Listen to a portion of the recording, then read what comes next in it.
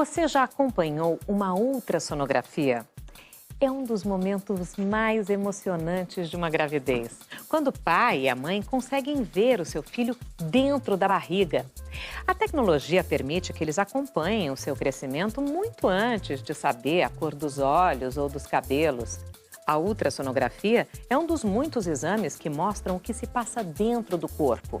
E há muitas outras tecnologias que podem ver e entender o que se passa dentro do nosso cérebro, dos nossos ossos, pele, enfim, dos nossos órgãos. Quer saber como? No ar, Globo Ciência.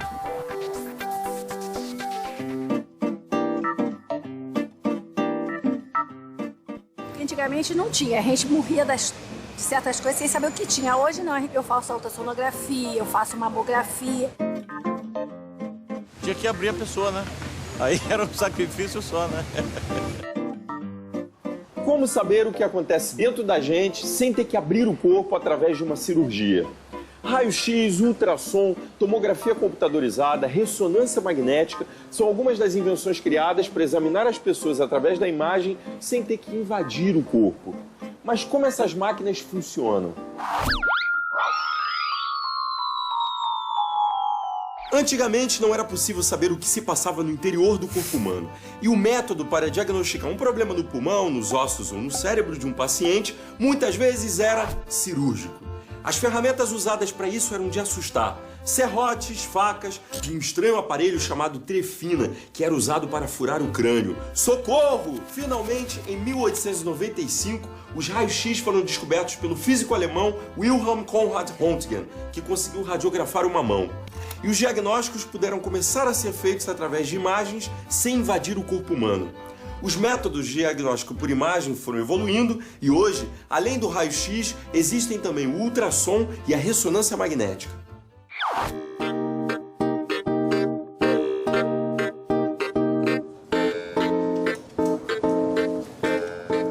A Fernanda está com dores e veio ao hospital para ser examinada. Dói. No exame clínico, o médico faz um primeiro diagnóstico: hérnia de disco. A proposta, nesses casos, é complementar esse exame clínico com uma ressonância para avaliar a extensão e programar e planejar melhor o seu tratamento. A Fernanda vai entrar nessa máquina e ficar cerca de 20 minutos. Dessa forma, vai ser possível confirmar ou não a hérnia de disco e decidir qual o melhor tratamento. De fato, a paciente que acabou de fazer o exame com uma dor lombar, ela apresentava uma alteração num dos discos intervertebrais. Você vê nitidamente que aqui tem uma coisa que se projeta para fora dele. É isso que é a chamada hérnia discal, ou, mais modernamente, a protrusão discal.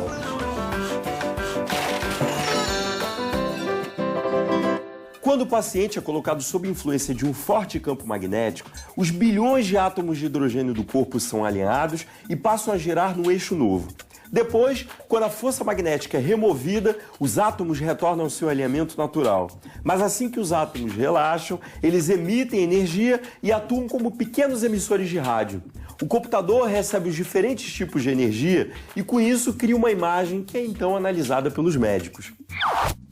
Hoje, um radiologista trabalha com ultrassom, raio-x, ressonância magnética, tomografia computadorizada. Qual é a importância dos exames de imagem para a medicina? Bom, imagina que antigamente a gente tinha que abrir o paciente para analisar as estruturas internas. Hoje em dia, sem invadir, a gente consegue uma avaliação muito boa de todas as estruturas internas do paciente. Isso permite que a gente detecte tumores precocemente, que a gente analise qual é a extensão de uma lesão previamente conhecida. Eu queria entender qual é a técnica mais usada para cada caso, doutor. O raio-x é muito bom para avaliação dos ossos e do pulmão. A partir daí foi desenvolvida a tomografia computadorizada. A tomografia computadorizada é um tubo de raio-x que gira em torno do paciente e, na medida que ele gira, ele faz várias projeções daquela imagem. Então a gente consegue entender aquela anatomia de uma forma tridimensional. A tomografia, por essa capacidade tridimensional, ela é ótima para avaliar algumas estruturas ósseas, principalmente fraturas mais complexas do que aquelas que já foram detectadas pelo raio-x, e também para avaliação de estruturas de partes moles do abdômen, principalmente fígado, rins, intestino, assim como alguns casos do pulmão e do cérebro também são bem avaliados pela tomografia computadorizada. Ultrassom. Ele é muito bom para estruturas viscerais do abdômen, como o fígado, os rins. E a aplicação mais tradicional, mais conhecida de todos é na obstetrícia. E por que aquele gelzinho? O gel ele faz com que as ondas sonoras que saem do aparelho se propaguem de uma maneira mais fácil no organismo do paciente. Então ele melhora a qualidade da imagem. E a ressonância magnética? Bom, a ressonância magnética é com certeza o método mais complexo. É um método que tem uma ótima capacidade de diferenciar entre os tecidos, então mostra muito bem músculos, tendões, a coluna vertebral, os discos intervertebrais são muito bem demonstrados pela ressonância magnética. Para o cérebro, com certeza, é o método que melhor se aplica, principalmente no estudo das neoplasias, né, dos cânceres.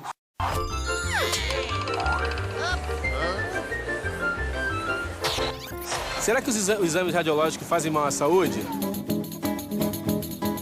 Mulheres grávidas, por exemplo, não podem fazer raio-x, mas não sei exatamente por que elas não podem. Exames de raio-x e tomografia computadorizada utilizam o que a gente chama de radiação ionizante.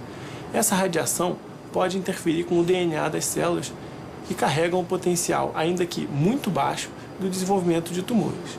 Portanto, devemos sempre utilizar as menores doses de radiação possíveis e realizar exames radiológicos apenas quando estritamente necessário.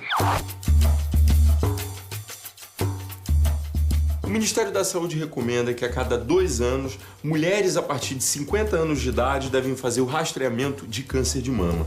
A gente vai conversar com o Dr. Felipe Erles, ele é radio-oncologista. Quais são os exames indicados para a prevenção de qualquer doença de mama? A mamografia, ela consegue detectar um tumor muito pequeno, de milímetros, numa fase muito inicial. Por conta disso, a mamografia é a base do rastreamento para câncer de mama. Em casos selecionados, a mamografia pode deixar algumas dúvidas. Essas dúvidas elas podem ser retiradas com ultrassom e, em casos extremamente selecionados, com a ressonância magnética das mamas. Mamografia é uma espécie de radiografia realizada em aparelhos específicos para avaliação das mamas. É o método mais eficaz para o diagnóstico precoce do câncer de mama, aumentando assim as chances de cura. Então, Alexandre, eu quero que você olhe esse exame aqui, que você tente dizer para mim onde é que estaria algum nódulo suspeito para câncer de mama.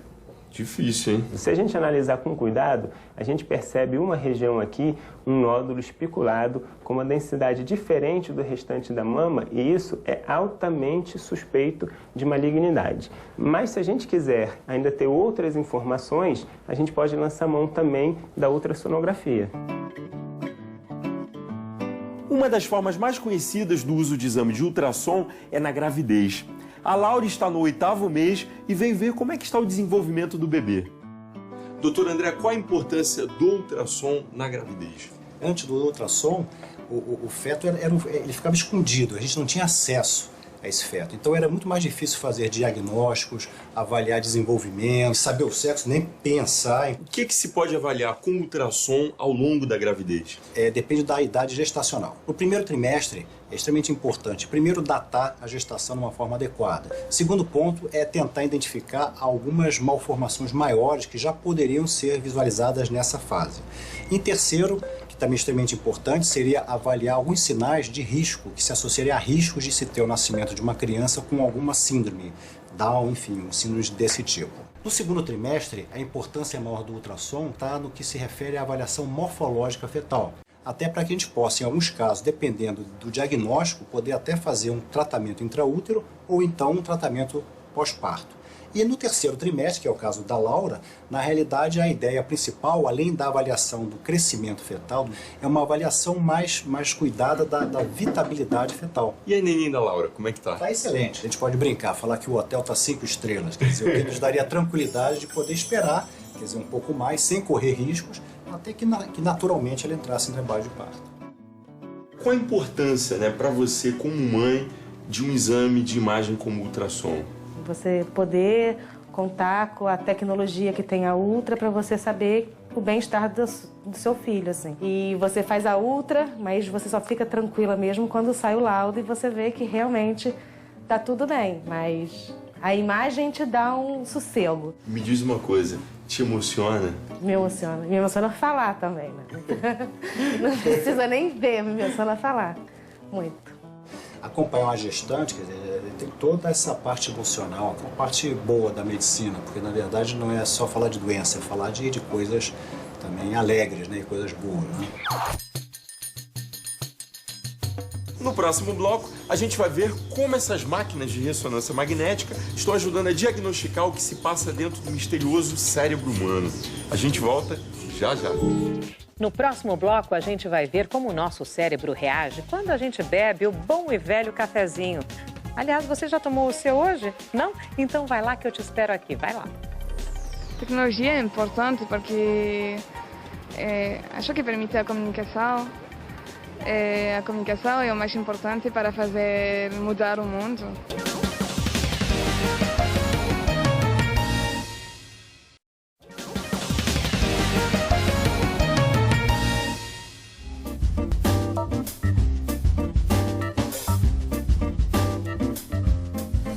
Como funciona o diagnóstico através de imagem? No passado, os médicos precisavam abrir o corpo do paciente para identificar os problemas. Hoje, especialistas em neurociência conseguem ver até o que se passa dentro das nossas cabeças e sem ter que invadir o nosso corpo.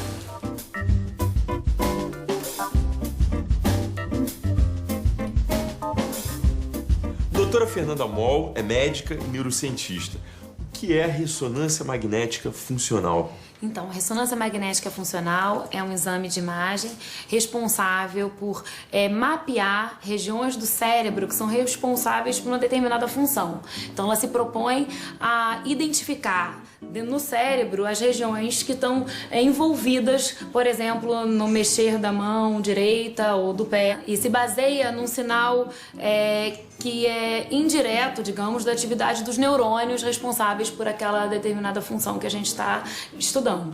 A quem uma ressonância magnética funcional pode ajudar, né? O que se pode ver através de um exame como esse? Então, esse exame de ressonância magnética funcional, ele está muito, hoje em dia, sendo aplicado em pesquisas na área de doenças neurológicas e psiquiátricas, mas no dia a dia clínico, a principal aplicação, talvez, desse método seja no mapeamento pré-operatório de pacientes que, por exemplo, vão ser operados por um tumor cerebral. Por exemplo, aqui a gente tem um exame de ressonância magnética funcional de um paciente que tem um tumor localizado próximo à região do cérebro responsável pelo movimento da mão direita.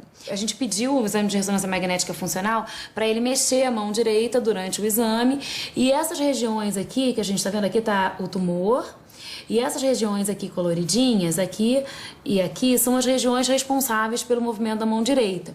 O que a gente vê é que essa região está muito próxima ao tumor. Mas a gente consegue mostrar que, olha, a região que é responsável pelo movimento da mão direita está justamente posterior ao tumor que vai ser ressecado. Esse tipo de informação pode ser útil para o neurocirurgião no ato pré-operatório. Isso, por exemplo, norteia o cirurgião numa cirurgia, ao invés dele operar por aqui, ele opera por aqui, não é? Por exemplo, claro que o neurocirurgião utiliza de várias informações, essa é só mais uma que pode contribuir para ele no ato de planejamento pré-operatório.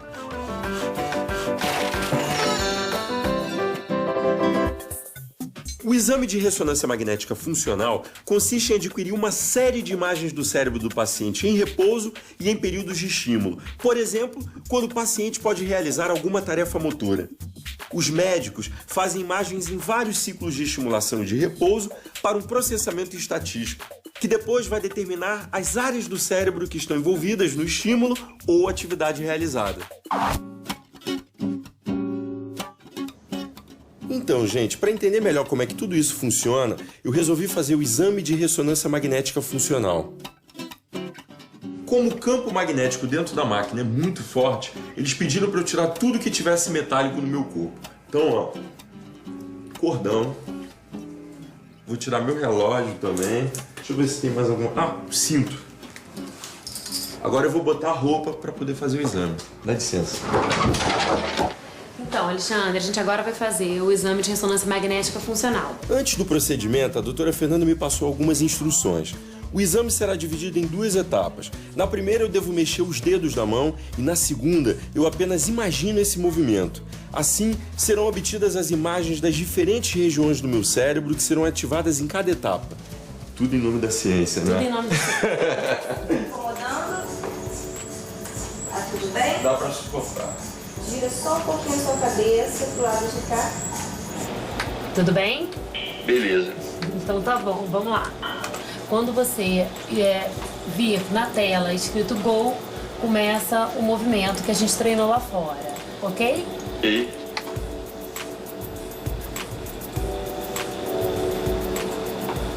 Então, o que a gente está vendo ali, colorido, é o córtex motor primário responsável pelo movimento da mão direita, que é a mão que ele está movimentando durante o exame.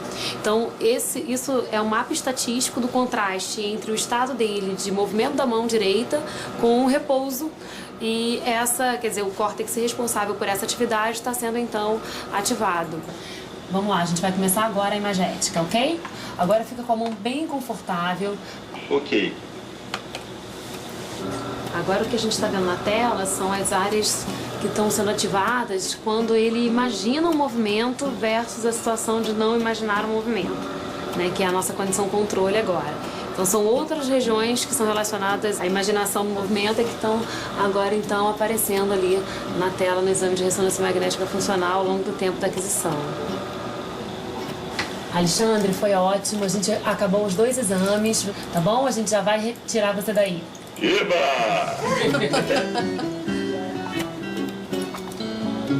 E aí, doutora, tudo certinho? Tudo certinho. A gente viu ativação de áreas responsáveis pelo movimento da sua mão direita. Aí depois as regiões relacionadas à imaginação do movimento, então foram recrutadas e estavam ativadas lá. Me diz uma coisa, qual o objetivo de um exame como esse? Então, na prática clínica, a gente utiliza no pré-operatório de pacientes, por exemplo. É uma das utilidades. No caso da imaginação do movimento, tem alguns estudos preliminares que mostram que o recrutamento dessas áreas adicionais pode ajudar na recuperação dos movimentos desse paciente. Tudo ainda muito no nível de estudo e de pesquisas, mas são pesquisas promissoras que podem ajudar na reabilitação de pacientes com déficits motores instalados por lesões como, por exemplo, o AVC. A utilidade, né, e a possibilidade que os exames de diagnóstico por imagem trouxeram para a medicina são incontáveis os benefícios, tanto para o paciente, quanto para o diagnóstico precoce, quanto para o acompanhamento de tratamento nas diversas doenças, sem dúvida nenhuma. Será que no futuro vamos saber como funciona cada canto do nosso cérebro? As descobertas científicas certamente estão ajudando os médicos a fazerem diagnósticos mais precisos e a entenderem cada vez mais sobre o funcionamento dos nossos corpos e mentes. O que será que eles ainda vão descobrir? A ciência não para. Até a próxima!